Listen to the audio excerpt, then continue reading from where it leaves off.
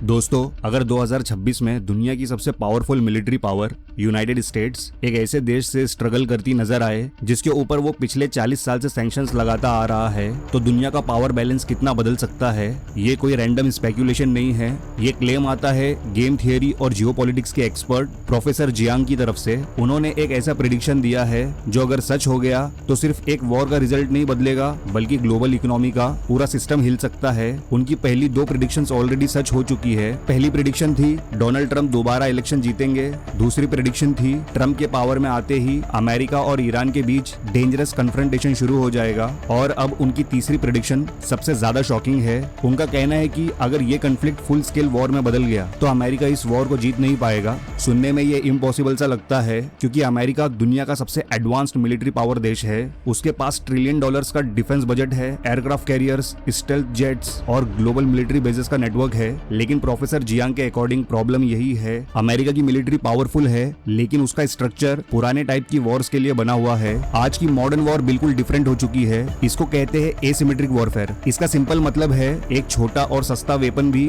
एक बहुत महंगी मिलिट्री सिस्टम को चैलेंज कर सकता है और ईरान ने इसी स्ट्रेटेजी पर काफी सालों से काम किया है। प्रोफेसर के एनालिसिस के मुताबिक ईरान ने इस टाइप के कन्फ्लिक्ट की तैयारी 1-2 साल नहीं बल्कि लगभग 20 साल से की है। ईरान की स्ट्रेटेजिक थिंकिंग सिंपल है, डायरेक्टली अमेरिका से कन्वेंशनल वॉर लड़ना सुसाइड होगा। इसलिए ईरान ने मल्टीलेयर स्ट्रेटेजी डेवलप की। इस स्ट्रेटेजी का सबसे इंपॉर्टेंट पार्ट है प्रॉक्सीज। ईरान डायरेक्टली हर जगह फाइट नहीं करता, उसके अलाइज और मिलिटेंट नेटवर्क्स रीजन में एक्टिव है, जैसे यमन में होतीज, लेबनान में हिजबुल्ला, पैलेस्टाइन में हमास और इराक और सीरिया में कई शिया मिलिशियाज। ये ग्रुप्स अलग अलग फ्रंट्स पर प्रेशर क्रिएट करते हैं। इसका रिजल्ट ये होता है कि अमेरिका को एक ही जगह नहीं बल्कि मल्टीपल फ्रंट्स पर रिसोर्सेस लगाने पड़ते हैं और यही स्ट्रेटेजी एक सुपर पावर को फाइनेंशियली और मिलिट्रीली स्ट्रेच कर देती है। अब एक और इम्पोर्टेंट एंगल समझो, ईरान की स्ट्रेटेजी सिर्फ मिलिट्री टारगेट्स तक लिमिटेड नहीं है, उनका फोकस है इकोनॉमिक प्रेशर। वेस्ट एशिया में कुछ कंट्रीज ग्लोबल एनर्जी सिस्टम के लिए बैकबोन का काम करती है, जैसे सऊदी अरेबिया, यूएई, कतार और बहरीन। ये कंट्रीज सिर्फ ऑयल प्रोड्यूस नहीं करती, ये ग्लोबल पेट्रो डॉलर सिस्टम का सेंट्रल पार्ट है।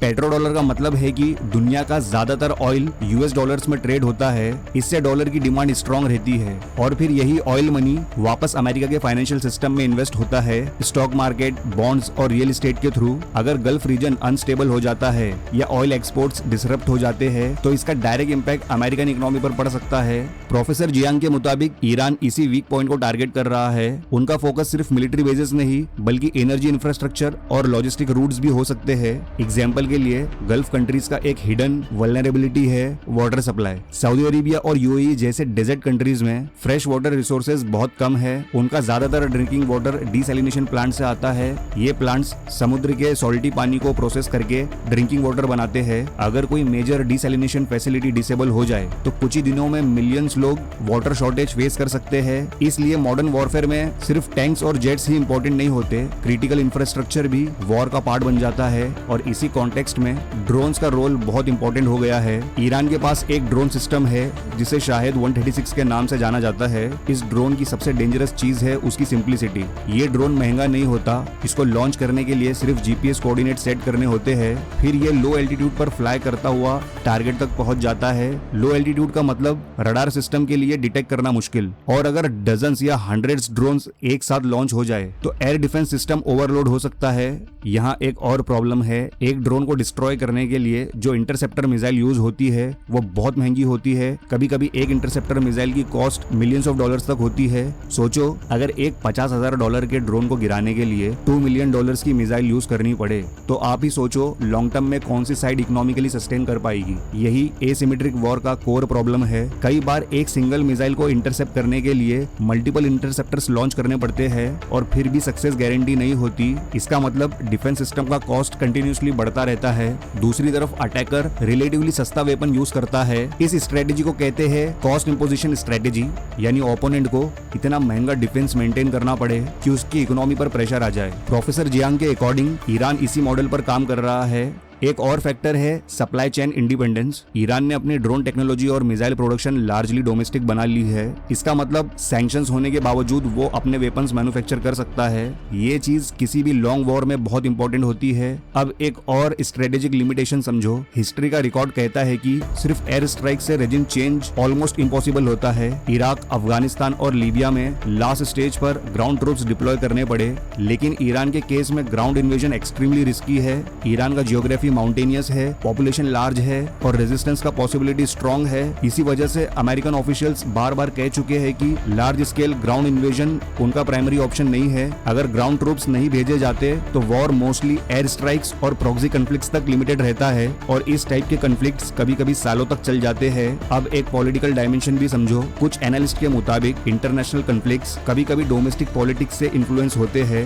वॉर टाइम लीडरशिप का नैरेटिव कई लीडर्स के लिए पॉलिटिकल सपोर्ट क्रिएट करता है, लेकिन लॉन्ग वॉर्स का इकोनॉमिक कॉस्ट भी होता है। अगर कॉन्फ्लिक्ट स्ट्रेच हो जाए तो डिफेंस स्पेंडिंग और ग्लोबल इंस्टेबिलिटी इकोनॉमी पर प्रेशर डाल सकती है। प्रोफेसर जियांग के मुताबिक अगर गल्फ रीजन डीस्टेबलाइज हो गया तो इसका चेन रिएक्शन हो सकता है। Oil supply disruption, energy prices spike, financial markets unstable और ग्लोबल ट्रेड पर इम्पैक्ट। और जब इकोनॉमी वीक होती है तो मिलिट्री डोमिनेंस मेंटेन करना मुश्किल हो जाता है। इसलिए कुछ एक्सपर्ट्स कह रहे हैं कि आज की जियोपॉलिटिक्स मल्टीपोलर वर्ल्ड की तरफ जा रही है, यानी एक ऐसी दुनिया जहां एक ही सुपर पावर डोमिनेट नहीं करेगा बल्कि multiple region power influence share करेंगे। ईरान, रशिया और चाइना अल्टरनेटिव अलायंसेस बिल्ड करने की कोशिश कर रहे हैं और अगर मिडिल ईस्ट कॉन्फ्लिक्ट एस्केलेट होता है तो ये ग्लोबल बैलेंस और फास्ट चेंज हो सकता है। लेकिन एक चीज क्लियर रहनी चाहिए, वॉर का आउटकम प्रेडिक्ट करना बहुत डिफिकल्ट होता है। कभी टेक्नोलॉजी एडवांटेज काम करता है, कभी जियोग्राफी और स्ट्रेटेजी गेम चेंज कर देती है और कभी economic endurance final result decide करता है।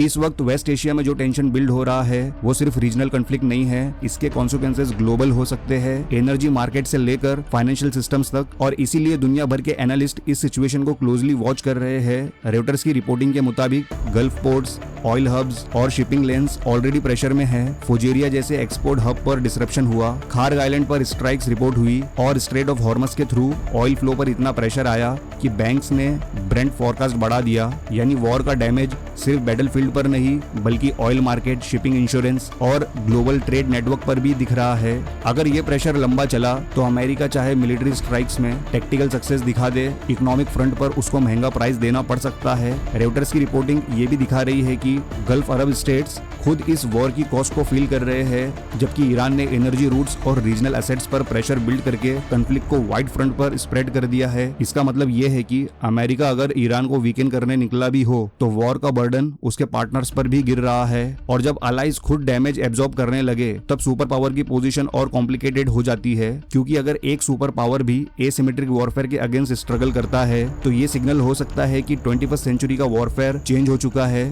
और जब वॉरफेयर का नेचर चेंज हो जाता है तो ग्लोबल पावर बैलेंस भी बदलने लगता है। यही वो मोमेंट होता है जहाँ हिस्ट्री एक नया चैप्टर लिखना शुरू करती है और शायद दुनिया अब उसी फेज के करीब खड़ी है। तो दोस्तों, इस बारे में आपकी क्या राय है नीचे कमेंट सेक्शन में जरूर बताएं और ये वीडियो अच्छा लगा हो तो लाइक और शेयर जरूर करना। और अगर इस चैनल पर पहली बार आए हो तो वर्ल्ड डायनामिक्स को सब्सक्राइब जरूर करें ऐसी ही इन्फॉर्मेटिव वीडियोस की नोटिफिकेशंस पहले पाने के लिए। तो मिलते हैं नेक्स्ट वीडियो में एक नए टॉपिक के साथ। Good bye.